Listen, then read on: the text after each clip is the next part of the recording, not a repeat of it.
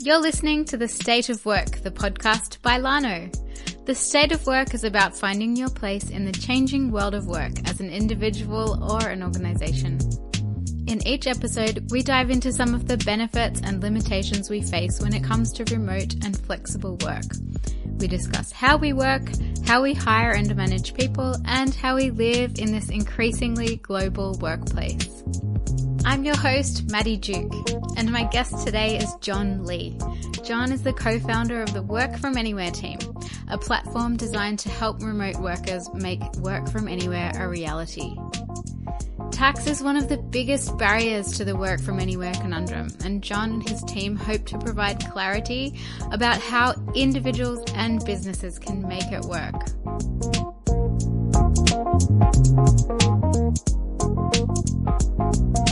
All right, I'm here with John. Hi, John. Welcome to the State of Work. Hi, Maddie. Pleasure to be on. Thanks for having me. Thanks for joining us. John, how are you today and where are you joining from? I'm doing great today. I'm joining from Limerick in Ireland. I have to say, I can't complain. We had baby number 3 months ago, a little boy, after having two little girls. And so it's pretty much a madhouse at the moment, but we're all doing well. Yeah, awesome. Sounds like it's probably a busy household. But it is, yeah. Yeah, and you yourself, you've worked in a number of different countries and you speak 6 languages. What are those languages? Yeah, I speak 6 languages. So I speak 4 of them fluently. I speak fluent English, French and German and Dutch. And I also speak some Spanish and Irish. Irish is great when you're going abroad if you don't want anyone to understand you. There isn't too many people that speak it. Oh, wir können auch Deutsch sprechen. Ja, das können wir auch machen. Kein Problem. Now, one of the first big question I want to put to you today, because we're talking about, you're the co-founder of the Work From Anywhere team. Are we in a work from anywhere world, or is it just hype? Oh, look, it's a great question. I mean, I think it's fair to say there's a lot of companies putting in place great marketing initiatives saying they're allowing work from anywhere. But when you read the fine print, that's where it gets interesting, because I think true work from anywhere is a myth. It's not possible. You can't, unless you have a legal entity in every one of the 220 countries in the world, and even at that, it's going to be difficult. Then true work from anywhere is not possible. But I think what is possible is definitely picking, having a strategy in place where you allow people to work for a period of time abroad, for example, and you have that on a risk-based approach where you're focusing on places where you either have legal entities, for example, or things like, for example, digital nomad visas. They're not the solution to everything, but some of them are very, very useful, very attractive. They can be covered for the tax side of it as well, for the income tax. So there are different solutions and innovations that are happening both on the destination side and on the company side, people trying to make this happen. And you're certainly seeing with remote work an increase of people working from home, that people say, well, if I can work from home, then why can't I spend a couple of weeks working abroad? So that's one thing that we've definitely seen. Do you think it's only a matter of time before the world has to adapt to meet the demands of everyone wanting to have that flexibility? Well, yeah, it's a two-way process. So, for example, let's say you're a very talented developer in India. We're already seeing it now. For example, rather than them having to go and become an expat and move to, for example, the US, they're getting hired by the same US company working at home. And for example, for a lot of cultures that are very collectivistic, then for them being close to family and friends is an extremely important part of them. For them, it's the biggest employee benefit other than pay that you could be offering. So this idea of a global talent pool, that has huge ramifications for how we hire people. Yeah. But then on the work from anywhere side, the concept of it is that, yes, people will have a home base, but I think having the kind of flexibility to allow people to either spend some time with home and family, for example, if they are living in the US and want to spend some time with the family, could be, for example, in India, wherever it might be. Or if people, let's say, for example, from let's say Ireland, want to go and spend a couple of weeks in Thailand, for example, working there. If you can facilitate that, if you can offer that, well, it's a great way to make your business stand out. And we've already seen some companies offer work from anywhere months, for example, where they'll offer a certain number of days if they've no legal entity there, and they'll offer maybe more days if they do have a legal entity there. So there are companies that are actively trying to tackle this, and we've seen announcements from Facebook and Google and many more as well that are really trying to offer this to a cohort of their employees, let's say. We've spoken on the podcast before about what some of the biggest compliance issues are when it comes to sort of working from anywhere or working remotely or working, whatever it might be. And one of the biggest challenges or barriers is tax complexity. And, I'd like to talk about individual tax compliance first. So many people might be unaware of the impact on their taxes when it comes to where they physically work. And we've got, percentage of people that are really for that digital nomad and traveling working style. That's obviously not for everyone, but there's a lot of people that are looking to do that. And then also people who are looking for remote opportunities in jobs and employment that allows them to work from different places. I want to mention the tool that you offer on your website on Work From Anywhere, wfa.team. So it's got this fantastic tool where you can essentially put in where you're a tax resident and how long you might want to spend somewhere, and you're presented with all the different options where you could legally and compliantly work in all these different countries in the world. Would you like to maybe tell me a bit more about that tool and explain to listeners how it works and how it might be useful for them? Yeah, so you mentioned a couple of points there. So if we first start off with the digital nomad visas, or digital nomads in general, sorry. So what's fascinating is that pre-pandemic, you had give or take about 7 million digital nomads, and post-pandemic, they've gone to about 12 million. They're a very, very small part of the market. And digital nomads I would define as people, they're typically going abroad. They're young people, maybe 22, 25 years of age. They're going abroad on leisure travel visas. They're not declaring their income to the local tax authorities, for example. They're technically, working illegally and evading taxes. They're a very small percentage of the market, maybe 1% of the global travel market, max. But the market that has just exploded is the remote workers who want to travel abroad. Be they, for example, expats, go back to the case of an Indian expat in the US that wants to go back and spend time with the family, or, for example, somebody from Ireland or the UK or US that wants to go to that beach in Thailand, for example. Those remote workers, we've all seen they're a huge part of the market, and a lot of them are going to want to be able to work abroad or have some flexibility on that. So, that's the market that is going to be so much bigger than the traditional digital nomad market. And that's the market where compliance will be much more of a focus, because they're typically people that work for employers, and they're people that will be there for quite a period of time, probably in one country. And so the risks are much more significant. What we're also seeing is jurisdictions are getting much more aggressive and much more focused on these people that are moving into those countries. And there's a tax base that they could be losing, for example, or gaining either side. So there's more of a focus on the jurisdictions on that side. So the idea of with the Work From Anywhere team, what we were trying to do with that's the tax risk tool that we have, is to put in place a very simple tool that can allow you to see what level of risk is there. So if I'm going, for example, from the US to Thailand, or from India to, it could be Germany or whoever it might be, what's the risk that I have in terms of tax residency? And the reason that's important is that in some countries, if you go there for 30 days, you can potentially become tax resident, which has huge implications. In other countries, you could go 300 days and you actually won't become tax resident. Now, you'll still have other potential obligations, things like Social Security and whatnot. But the key one, which is income taxes, if you become tax resident in a country, it has massive implications for you. It's much risk, just the dynamic changes. And so what we tried to do with the tool is basically link where you're going from, where you're going to. If they have a double taxation agreement in place, that reduces the risk, for example. Also looking at the days of the destination country. Again, is it 30 days or 365? Where does that fit into it? And we have another couple of elements in our algorithm to help people understand what the risk would be. And that helps people understand, okay, is it low, medium, or high risk? Now, it's still risky regardless of what you do. But if it's very high risk, well, you would probably say it's not such a good idea to do it at all. And if it's medium risk, well, you definitely need advice. If it's low risk, this is just a tax side. It's one piece of it. There are other risks like employment law, things like that, for example. But at least from the income tax side, it's likely to be not a major risk. So I think when we did our surveys, tax came up as the number one pain point for employees and employers. So at least it's a tool to help facilitate that for remote workers. And then we use that then to provide people an access to a global marketplace of tax advisors. It's such a valuable tool for people. Planning ahead is, you can kind of understand what your risks are and mitigate those unpleasant surprises that might come up if you're not planning ahead and thinking about these things. What are some of the biggest complications?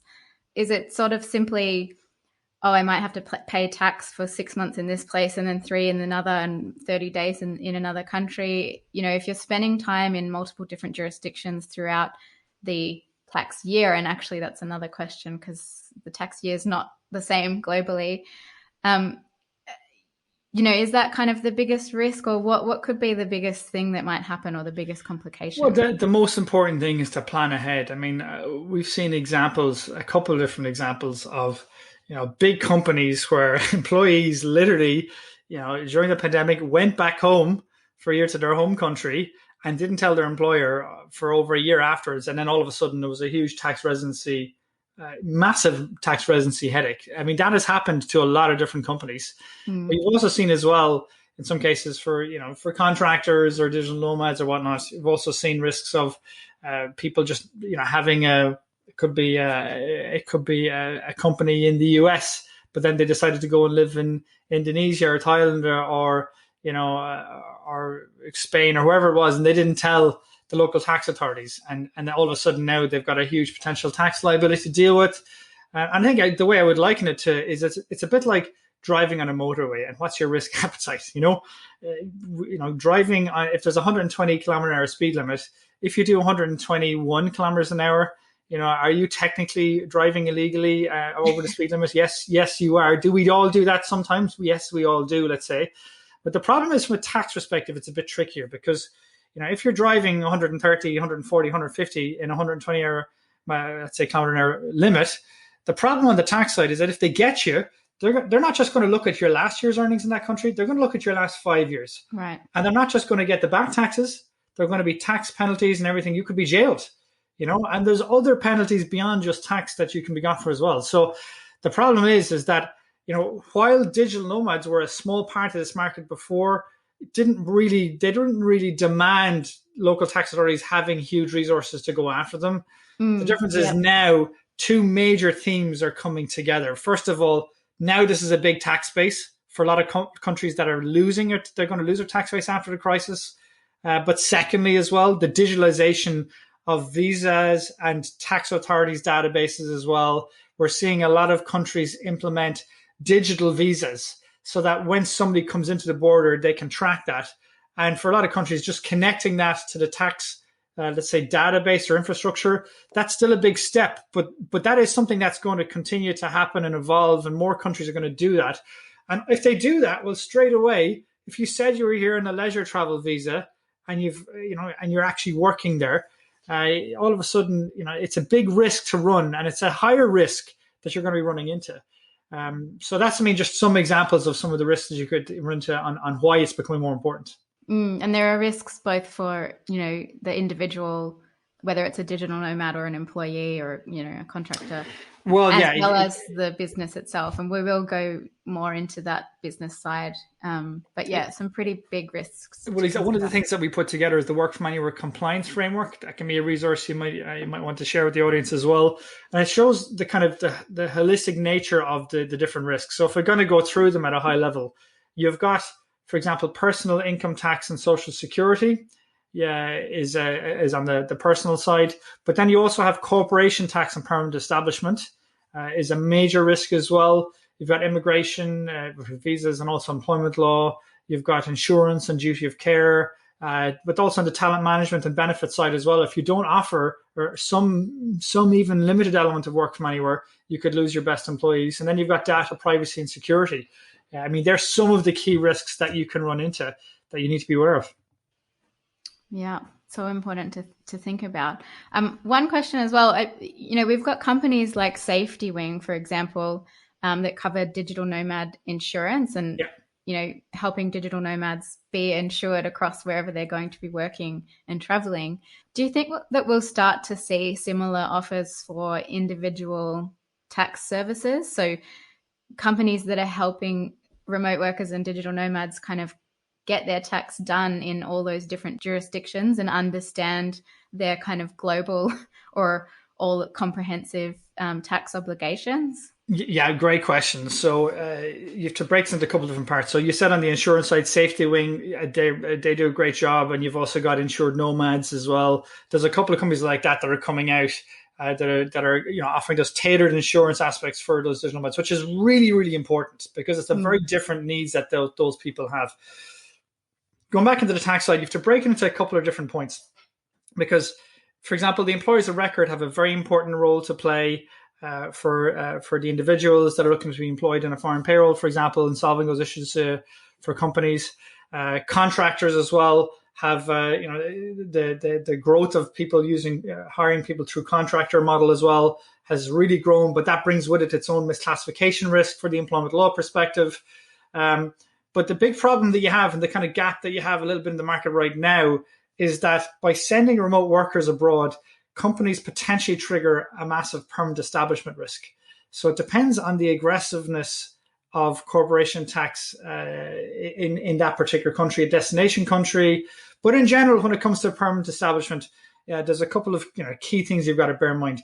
If you're sending a very senior director or group of directors abroad to a country like the south of France, and they spend, let's say, a significant amount of time there, then potentially those tax authorities there may have an argument to make, hold on a second, we deserve a percentage of that company or division's corporation tax profit. Likewise, if you're sending a bunch of sales team members, like senior sales executives that are going out generating sales leads from that country to the south of France again, exactly the same. Mm-hmm. Or people can have the ability to do employment contracts from that country. So there's a couple of different factors like that mean that you can all of a sudden have a major corporation tax risk. And this isn't really discussed about a huge amount in the whole remote work and the work from anywhere argument. And you do need people that solve that. So I think that's why you've got, for example, the big four that advise on the big corporations. But you will see a big growth in the space of people that offer, on the one hand, the personal income tax advice, but also the corporation tax advice. Lano makes it easy to hire the best talent on the planet. Companies of any size can hire and pay employees in more than 150 countries.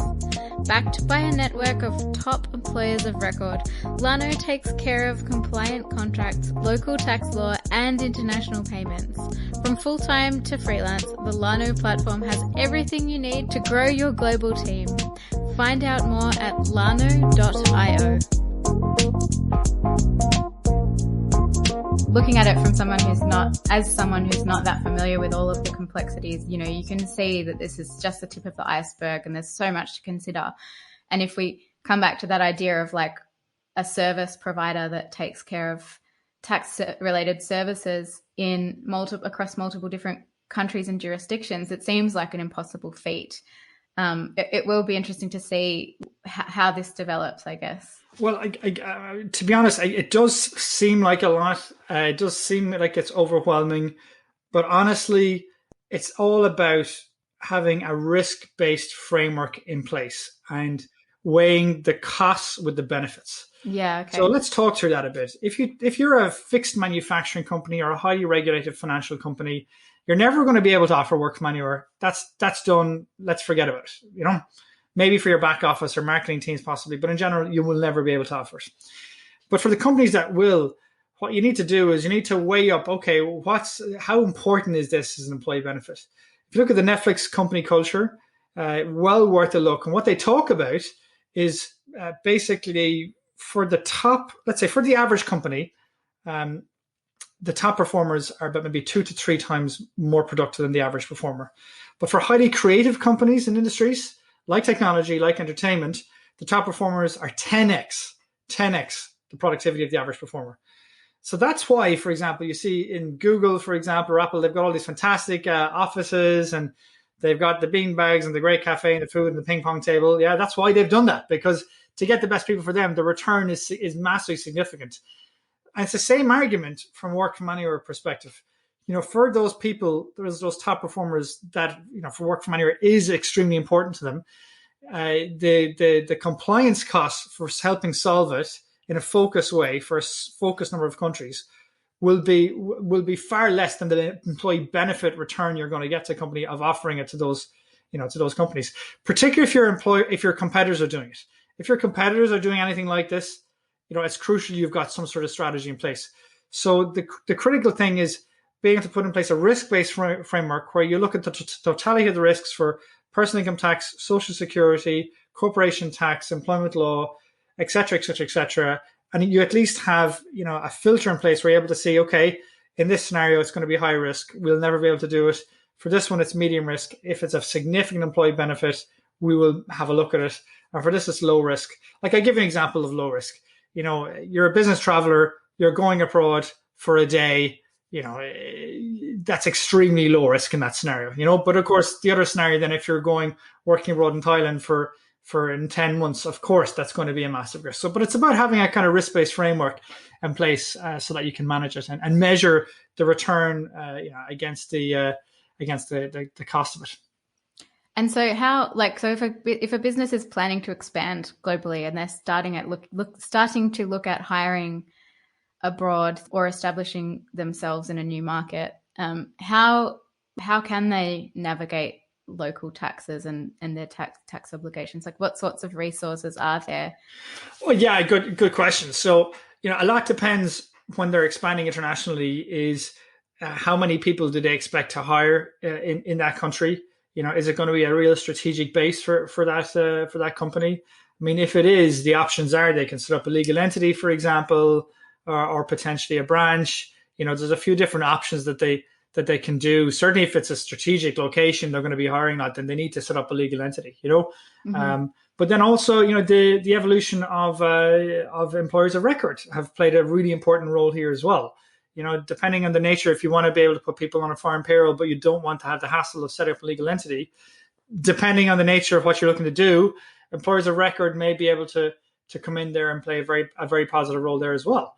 So, we're seeing some very exciting evolution. This is a very fast moving space, but you have to look at the totality of the risks. You can't just look at it from the employment, from let's say a personal tax perspective. You've got to look at it from a corporation tax perspective as well.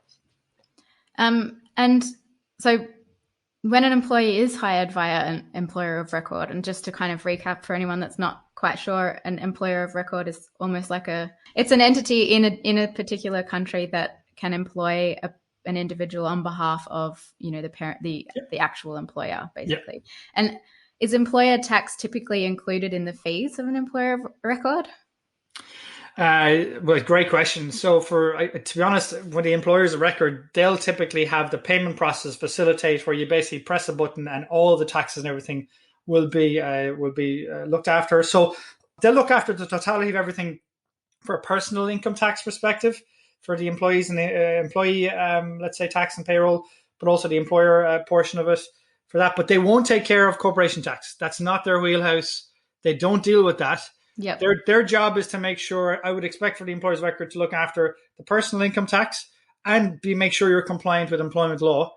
Absolutely critical on that side. But they won't take care of corporation tax. That's not in their that's not in their specialization, and they don't want to take on the liability of that.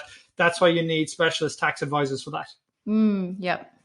Do you think employers should take on the burden of sorting out tax complexity for their employees? Yeah, 100%. Employers have to. I mean, at the end of the day, you can outsource parts of the puzzle to different people, but you've got to take responsibility yourself in-house for what your tax, your holistic tax strategy is. And linking it to, for example, the other risks like employment law and beyond. The nature of work from anywhere, the nature of expanding internationally is that it's got to be done in a cross-functional way. You need IT, the tech teams, you need HR, employee benefits, global mobility, business travel, legal and tax, everyone to be singing from the same hymn sheet. What's really obvious in all this is that it's very easy to make a mistake that can really cost you if you don't plan it in advance. So having a very clear strategy is non-negotiable with this, because it's one slip up is all it takes. And I think the practices that companies got away with, 2-3 years ago, will not be the practices that people can get away with in the coming 2, 3, 5, 10 years.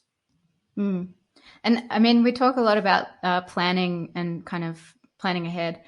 Last year, for example, in 2020, a lot of, there are a lot of people who ended up either, as you said earlier, going home and maybe not telling their employer, so maybe going home even to a different country, or even getting stuck somewhere for a period of time that might have ended up being past that deadline where you then become obligated to pay taxes in the location where you are. I don't know how to put this, I guess, but like what's happening there? Like that, I mean, that must just be a mess for some people, for some businesses and those individuals. Like I myself got stuck in Australia actually for a period of time, and I'm yet to kind of figure out what that means for me. Yeah, look, it's a great point. I think at the end of the day, part of the challenge here is really about the awareness. It's one thing for the tax team or the CFO to be aware of the risks, or the global mobility person to be aware of the risks. But it's about filtering down that awareness. Okay, here's our strategy.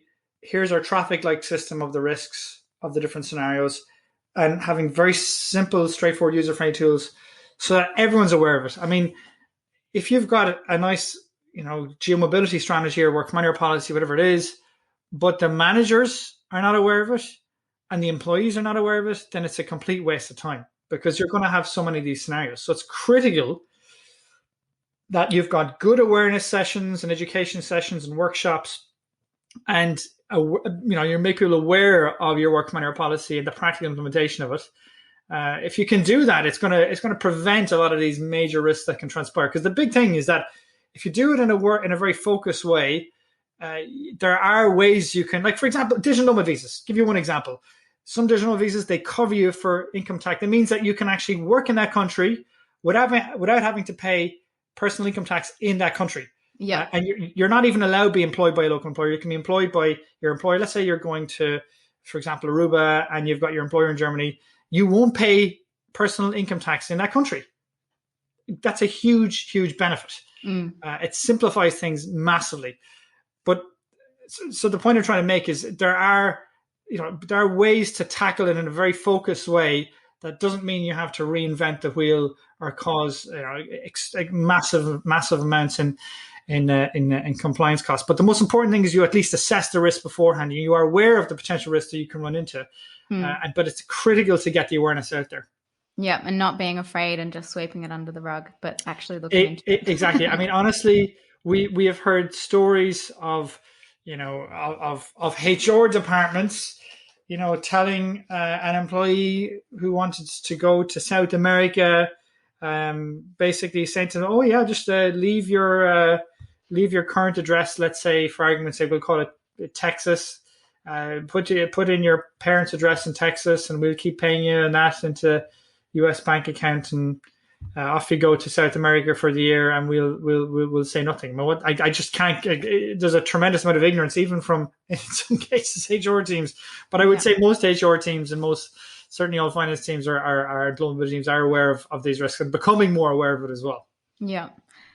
So ultimately, I mean, I think offering, we talked a bit at the start about like lots of different employers are, especially in their recruitment campaigns, offering or claiming to offer remote work or work from anywhere options, and it's certainly becoming, a big part of either employer branding, and also the ability for employers to remain competitive in that world and attracting the best talent. Do you think that employers should therefore be afraid of what they're claiming, or is it just about looking to people like you who can kind of advise businesses on how to do it well and properly and how to mitigate that risk? Great point. So if we talk about that, while it's true that true work from anywhere is a myth in the sense that you can work from anywhere in the world where you want, whatever you want at your decision, that's just not possible. Against that, though, there has actually been work from anywhere pre-pandemic anyway. I give you an example. Business travelers, people that went abroad for 10 days at a time. That's not a huge risk going abroad for 10 days. It's really not. I mean, it's absolutely minimal. That's technically working from anywhere. Also, expats going abroad, permanent transfers. That's work from anywhere. We've always had expats. That's nothing new. But rebranding, pulling those two elements into a work from anywhere policy, now you supplement it with the digital nomad visas that cover you from tax, for example. Straight away, you now have, the business travelers working less than 28 days, the expats more than a year, the digital nomad visas for people who want to work for more than 28 days and less than a year. And then maybe you might look at your existing legal entities where you can facilitate some intercompany employee transfers, for example, short-term assignments, things like that. Now, all of a sudden, you've got the shape of a very doable work from anywhere policy. At the same time, though, it has to be looked at on a case-by-case basis. That's the unfortunate part is that you have to look at, for example, the double taxation agreements between the countries, for example. The visa side as well is dependent on the nationality you're from. You're going to, Bhagashri often talks about the potential discriminatory challenges around that as well. If you do this in if you don't think this through, you can, of course, lead yourself to risk. So it has to be well thought through. You've got to cover the employment law perspective of it, the corporation tax, the individual tax, and the other risks I was speaking about as well. And Social Security is the one that often gets forgotten about as well. Social Security in some countries is 0%. In some countries, it's like 45% of the salary. It can be massive difference. So that's one that sweeps under the radar from time to time as well. So at least by thinking about it in advance and putting in place a framework, a traffic light system in place, you can at least be better prepared for at least making sure you focus on the higher risk scenarios. Thank you. Yeah, that's exactly right. I wanted to ask before we wrap up as well, what you see as the future of this. Like, what's the future of work from anywhere? Do you think that one day we'll be in a kind of perfect work from anywhere world, or? Well, the future of work from anywhere is linked to the future of remote work. And, from what we're seeing from the future of remote work is not a passing fad. It's here to stay. And it's really fundamentally shifted the dynamic in many companies. I mean, we call it the inversion of the pyramid, basically, where you had a traditional structure in the past couple of thousand years where you had the boss or the CEO or the tribe leader at the top of the pyramid and told everyone else what to do at the bottom of the pyramid.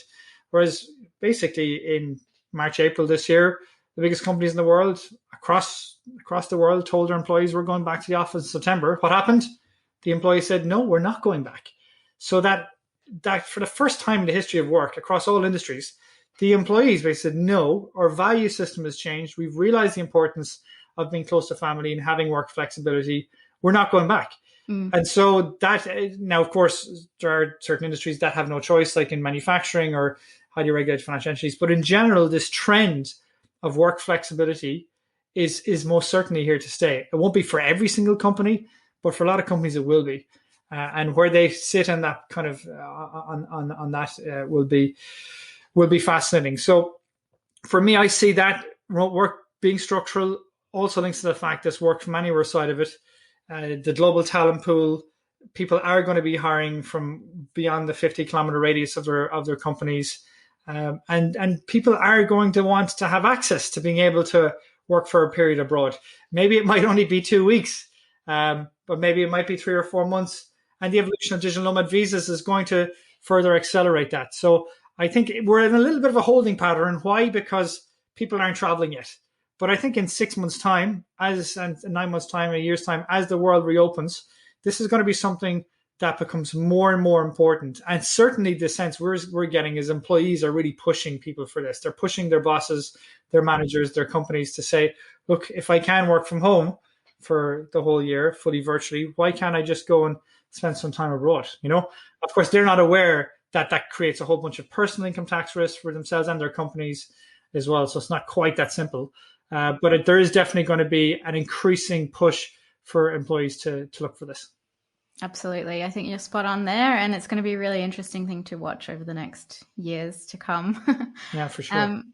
Well, thanks so much, John. It's been really, really interesting and very insightful I really appreciate you taking the time to join us to kind of, explain some of the scary world of tax and help people to understand that it's really just about looking into it, asking the questions and finding the answers so that you can plan ahead to avoid or manage that complexity of the, in quotation marks, work from anywhere world. So thank you. Thanks for having me, Maddie. Appreciate it.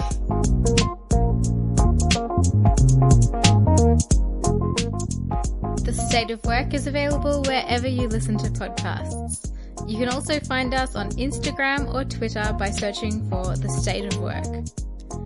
For help navigating the complex tax world of work from anywhere, head to wfa.team. And for more information and links to further reading, check out our show notes at podcast.lano.io. Thanks for listening and see you next time on The State of Work.